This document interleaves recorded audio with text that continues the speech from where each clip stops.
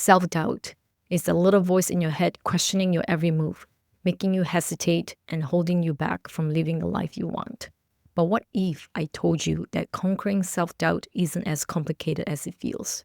Today, I'm sharing powerful mindset shifts, including Byron Katie's transformative framework, The Work, to help you overcome self-doubt and step into your potential. Hi, I'm Ling Abson, a certified executive and leadership coach. Before we dive into solutions, let's talk quickly about what self-doubt really is and where it's coming from. Self-doubt is often a fear-based response. Fear of failure, fear of judgment, or even fear of success.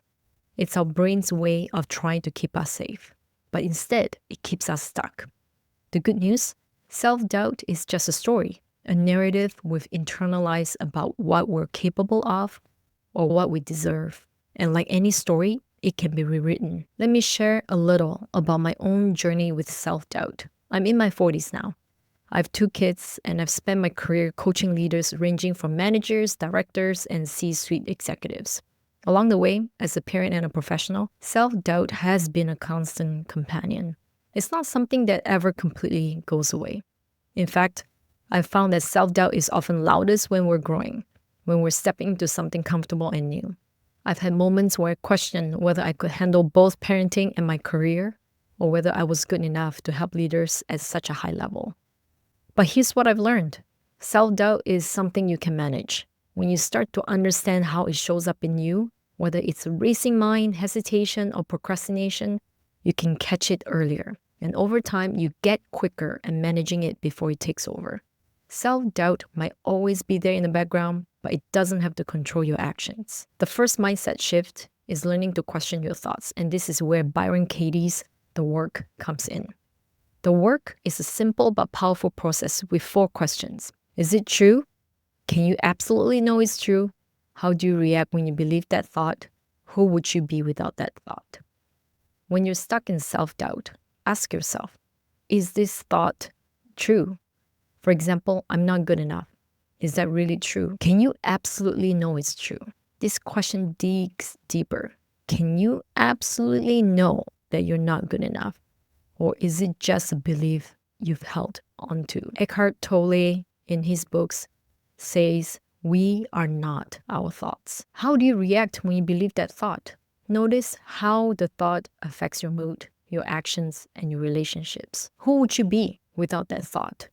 Imagine letting go of the thought entirely. Who would you be? How would you act?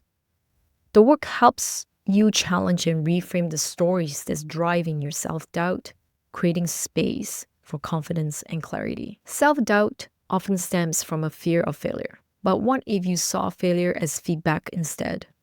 Here's how to make that shift. Learn from missteps. Every mistake carries a lesson. Ask yourself, what can I learn from this? Focus on growth. Instead of worrying about being perfect, focus on making progress.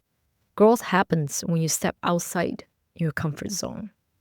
Celebrate effort. Recognize and celebrate the courage it takes for you to try, regardless of the outcome.